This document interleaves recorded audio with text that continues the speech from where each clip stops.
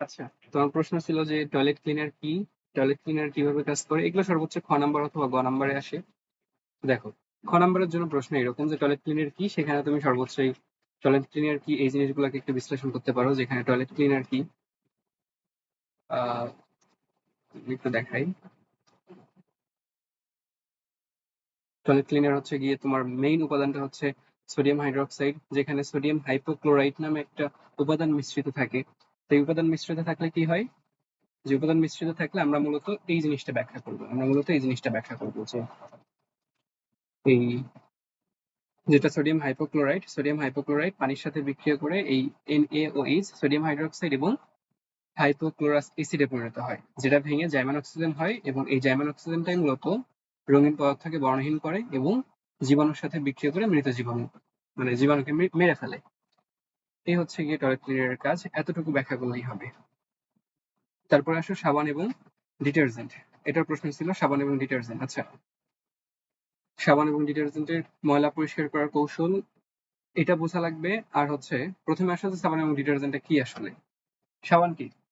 সাবান হচ্ছে গিয়ে তোমার ওয়ান কাইন্ড অফ সোপ। যে সাবান হচ্ছে দীর্ঘ কার্বন শিকল বিশিষ্ট ফ্যাটি অ্যাসিডের পটাশিয়াম বা সোডিয়াম লবণ।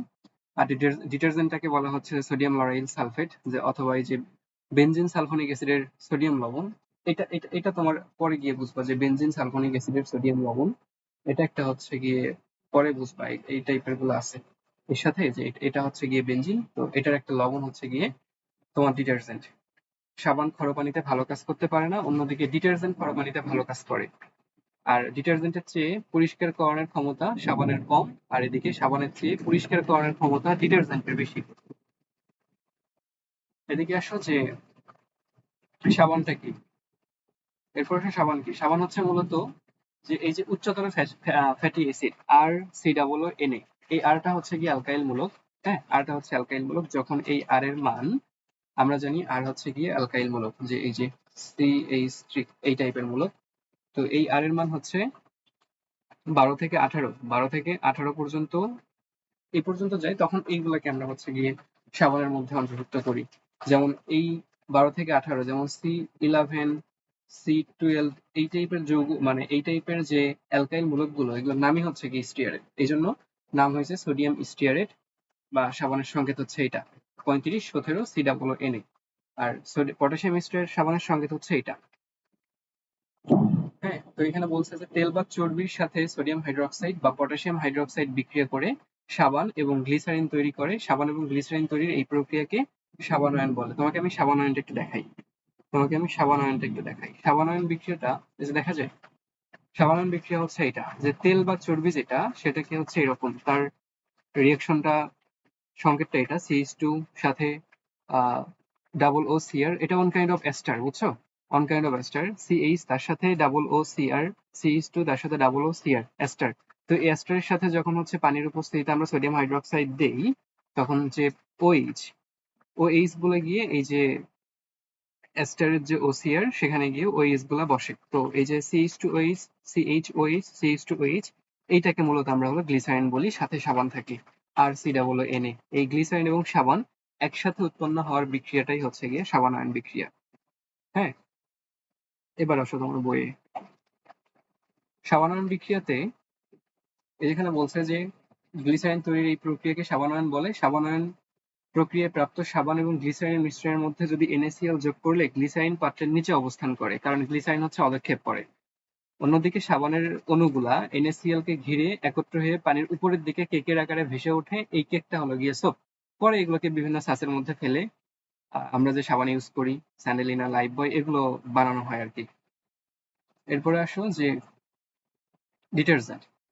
ডিটারজেন্ট পাউডারের মতো, তাই না? আর এই যে লরাইল অ্যালকোহল, যখন হচ্ছে C12H12, 12 × 24, তার সাথে হচ্ছে 2 বেশি 26, এই C11 থেকে শুরুই হয় হচ্ছে লরাইল। হ্যাঁ, লরাইল, ওখানে আমরা সাবানের জন্য যখন বললাম, সেটাকে বলতেছি স্টিয়ারেট আয়ন, আর এটাকে আমরা বলবো লরাইল আয়ন, নামই হচ্ছে লরাইল আয়ন।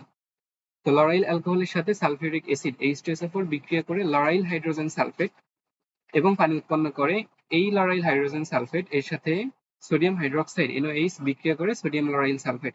এই যে সোডিয়াম লরাইল সালফেট, এবং পানি উৎপন্ন করে। আর এই সোডিয়াম লরেল সালফেটটাই মূলত ডিটারজেন্ট নামে পরিচিত। সোডিয়াম লরেল সালফেটটাই ডিটারজেন্ট নামে পরিচিত। বিক্রিয়াটা দেখো, 12 26 ও তার সাথে H2SO4 বিক্রিয়া করে এই যে এখানকার যে H প্লাস আর SO4, হ্যাঁ এটা 2 প্লাস আর এটা হচ্ছে 2 মাইনাস। SO4 টা কার সাথে গিয়ে মানে বসে, এই যে এখানে গিয়ে বসে, এখানে গিয়ে বসে অক্সিজেনকে সরায়। আর হচ্ছে এরপর যখন আমরা সোডিয়াম হাইড্রোক্সাইড বিক্রিয়া করি, তো সোডিয়াম হাইড্রোক্সাইডের বিক্রিয়াতে কি হয়, সোডিয়াম হাইড্রোক্সাইডের বিক্রিয়াতে তোমার হচ্ছে এই যে এরকম করে ভেঙে যায়, যেটা প্লাস নেগেটিভ। তো ওইখানকার যে তোমার SO4, এই ও এইচটা এইখানকার একটা এইচকে ধরে, এইখানকার একটা এইচকে ধরে জাস্ট পানিটা আলাদা হয়ে যায়, আর সোডিয়ামটা গিয়ে ওর সাথে বসে। এই হচ্ছে গিয়ে এটার বিক্রিয়া। তো কাপড় পরিষ্কার করার কৌশল কি? কাপড় পরিষ্কার করার কৌশলে বলা হচ্ছে এই যে আমরা সাবান করলাম হচ্ছে RCOONA, আর অন্যদিকে ডিটারজেন্টের জন্য C12H25 SO4Na। এইখানে তোমার যেটা হচ্ছে RCOO, এটা মাইনাস, আর হচ্ছে সোডিয়াম প্লাস। ঠিক সেম ভাবে এখানেও একটা সোডিয়াম প্লাস হয়, এই জায়গাটা মাইনাস হয়। তো এই দুটার নাম নাম হচ্ছে গিয়ে যে একটা হচ্ছে নেগেটিভ, একটা হচ্ছে পজিটিভ। নেগেটিভ যেটা সেটা হচ্ছে হাইড্রোফিলিক, নেগেটিভ যেটা সেটা হচ্ছে হাইড্রোফিলিক। দেখো এই যে নেগেটিভ প্রান্ত যেটা সেটাকে বলা হচ্ছে হাইড্রোফিলিক বা পানি আকর্ষী, আর পজিটিভ প্রান্ত যেটা সেটা হচ্ছে হাইড্রোফোবিক বা পানি বিকর্ষী। এরা দুটো কি কাজ করে? এই যে এই চিত্রটা দেখো, চিত্রটা এই অনুযায়ী খ নাম্বার অথবা গ নাম্বারের জন্য যেরকম প্রশ্নই আসুক অ্যান্সার করা উচিত। যে কাপড় থাকে, কাপড়ের সাথে তেল বা গ্রিস বিভিন্ন ধরনের ময়লাগুলো এরকম অ্যাটাচ থাকে। তো যখন সাবানের এরকম মুক্ত আয়ন গুলো আসে, তখন আমরা জানি আয়নের মধ্যে দুই টাইপের আয়ন থাকে। একটা হচ্ছে RC+, নেগেটিভ, নেগেটিভটাকে বলা হচ্ছে পোলার বা পানি আকর্ষী গ্রুপ, আর যেটা পজিটিভ সেটা হলো পানি বিকর্ষী গ্রুপ। তো এই যে পানি আকর্ষী, পানি বিকর্ষী, তো পানি আকর্ষী যেটা সেটা পানির দিকে টানে, আর পানি বিকর্ষী সেটা কি করে, কাপড়ের সাথেই থাকে, তাই না? আর যখন এই যে কাপড় আমরা করি, ঘষা মাজা করি, তখন হচ্ছে এই তোমার হচ্ছে সাবানের যে ঋণাত্মক আয়নগুলো, সাবানের যে ঋণাত্মক আয়নগুলো সেগুলো ওই তোমার তেল বা গ্রিসকে বলয় আকারে ধরে, তেল বা গ্রিসকে বলয় আকারে ধরে। এই যে ময়লা কণার চারপাশে ঋণাত্মক চার্জের একটা বলয় সৃষ্টি হয়, তখন এগুলো আরেকটি থেকে সর্বোচ্চ সম্ভাব্য দূরত্বে থাকতে চায়, কারণ একটা পজিটিভ একটা নেগেটিভ, এবং তেল এবং সাবান এবং পানির সাথে একত্র হয়ে একটি মিশ্রণ তৈরি করে, এই মিশ্রণটা ফেনা, তাই না? এই হচ্ছে গিয়ে তোমার সাবান এবং ডিটারজেন্টের কাপড় পরিষ্কার করার কৌশল। আরেকটা জিনিস জানতে চাইছো, সেটা হচ্ছে গিয়ে গ্লাস ক্লিনার। আমি যাই, হ্যাঁ। ও এখানে যদি ব্লিচিং পাউডারটা দেখো, ব্লিচিং পাউডারটার জন্য সেম, ব্লিচিং পাউডারটার জন্য সেম, যে ব্লিচিং পাউডার হচ্ছে CaOClCl, যেটা ক্যালসিয়াম ক্লোরো হাইপোক্লোরাইড। এখানেও সেম টাইপের, যে এটা যখন ক্যালসিয়াম পানির সাথে বিক্রিয়া করে তখন CaCl2 সাথে হচ্ছে হাইপোক্লোরাস অ্যাসিড হয়। এই হাইপোক্লোরাস অ্যাসিড হচ্ছে ভেঙে গিয়ে HCl এবং জার্মান অক্সিজেন তৈরি করে, আর জার্মান অক্সিজেনটাই রঙিন পদার্থের সাথে মিশে বর্ণহীন পদার্থ, মানে জাস্ট বর্ণহীন করে। এখানে আরেকটা জিনিস দেখো, যে HOCl যেটা সেটা হচ্ছে হাইপোক্লোরাস অ্যাসিড, আবার HOCl2 হাইপোক্লোরিক অ্যাসিড। তারপর হচ্ছে HClO ক্লোরাস অ্যাসিড, এবং HClO4 হাইপোক্লোর একটা আছে, আচ্ছা হাইপোক্লোরাস, হাইপোক্লোরিক, ক্লোরিক অ্যাসিড এবং পারক্লোরিক অ্যাসিড, HClO4, এটা একটু জেনে রাখো। আর একটা হচ্ছে ব্লিচিং পাউডারের জীবাণু ধ্বংস করার কৌশল। এখানেও সেম টাইপের, যে জাস্ট এই যে হাইপোক্লোরাস অ্যাসিডটা ভেঙে গিয়ে Cl plus oxygen, German oxygen হয়, এবং জার্মান অক্সিজেনটা গিয়ে জীবাণুকে মেরে ফেলে। আর গ্লাস ক্লিনার কি, যে গ্লাস পরিষ্কার করার জন্য যে পরিষ্কারক দ্রব্য ব্যবহার করা হয় তাকে গ্লাস ক্লিনার বলে। কাচের গায়ে যদি তেল, চর্বি বা গ্রিজ লাগে তবে এগুলোর উপর ধুলাবালি পড়ে কাচে ময়লা তৈরি হয়। কাচ পরিষ্কারকরণে এমন একটি পরিষ্কারক পদার্থ ব্যবহার করতে হবে যা তেল, গ্রিজ বা চর্বির সাথে বিক্রিয়া করে, কিন্তু কাচের উপাদান হলো সোডিয়াম সিলিকেট, তাই না? কাচ হচ্ছে কি এই যে SiO2, যেখানে বালি থাকে। সোডিয়াম সিলিকেট বা ক্যালসিয়াম সিলিকেট এর সাথে বিক্রিয়া করে না, সাধারণত অ্যামোনিয়া গ্যাসকে পানিতে দ্রবীভূত করে তৈরিকৃত অ্যামোনিয়াম হাইড্রোক্সাইডের সাথে আইসোপ্রোপাইল অ্যালকোহল মিশিয়ে গ্লাস ক্লিনার প্রস্তুত করা হয়। তাহলে গ্লাস ক্লিনারের মধ্যে কোন কোন উপাদান দুটো থাকে?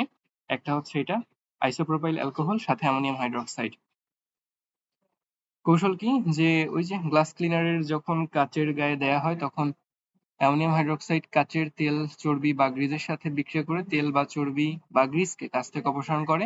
যদি কাচের গায়ে কোনো জৈব পদার্থ থাকে, সেই জৈব পদার্থকে গিয়ে আবার আইসোপ্রোপাইল অ্যালকোহল সেই জৈব পদার্থকে দ্রবীভূত করে জৈব পদার্থকে কাচ থেকে অপসারিত করে। গ্লাস ক্লিনার দিয়ে যখন কাচ পরিষ্কার করা হয় তখন নাকে এবং মুখে মাস্ক পরে নিতে হয়, কারণ এই যে যেটা সোডিয়াম হাইড্রোক্সাইড এটা মোটামুটি টক্সিক, ভালোই টক্সিক। আর এখানে দেখো এই দুটো বিক্রিয়া একটু দেখে নিও সাথে, যে তোমার অ্যামোনিয়াম ক্লোরাইড দুটো থেকেই একটা হচ্ছে চুন, আর যেটা হচ্ছে ক্যালসিয়াম হাইড্রোক্সাইড, পলিচুন পলিচুন এই দুটো থেকেই অ্যামোনিয়া গ্যাস তৈরি করা সম্ভব। আর শিল্পক্ষেত্রে যেটা অ্যামোনিয়া গ্যাস প্রস্তুতি, সেটার জন্য এই যে হেবার নামটা একটু মনে রেখো, হেবার পদ্ধতিতে অ্যামোনিয়া গ্যাস উৎপাদন করা হয়। হেবার পদ্ধতিতে আমরা মূলত এই যে এইগুলো লাগবে, সেটা হচ্ছে 200 থেকে 250 অ্যাটমসফিয়ার চাপ, 400 থেকে 400 অ্যাটমসফিয়ার, 450 থেকে 550 ডিগ্রি সেলসিয়াস টেম্পারেচার, 1 অণু নাইট্রোজেন, 3 অণু হাইড্রোজেন, আয়রনের উপস্থিতিতে এই যে 2NH3 মানে অ্যামোনিয়া গ্যাস উৎপন্ন করে, সাথে হচ্ছে 92 কিলোজুল। তো এখানে ডেল এইচ এর মান হচ্ছে -92 কিলোজুল।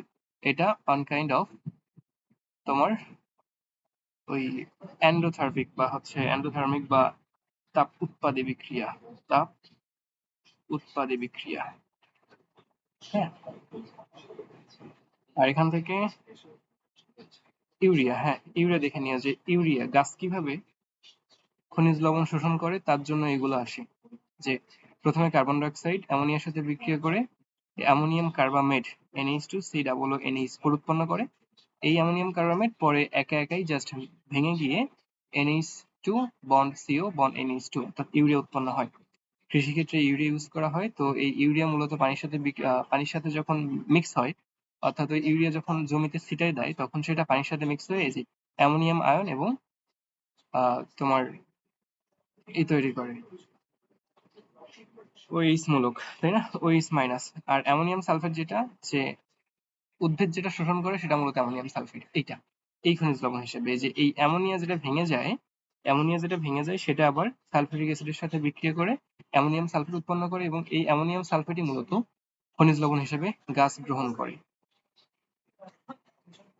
এই তো এই চ্যাপ্টারে এই কটাই।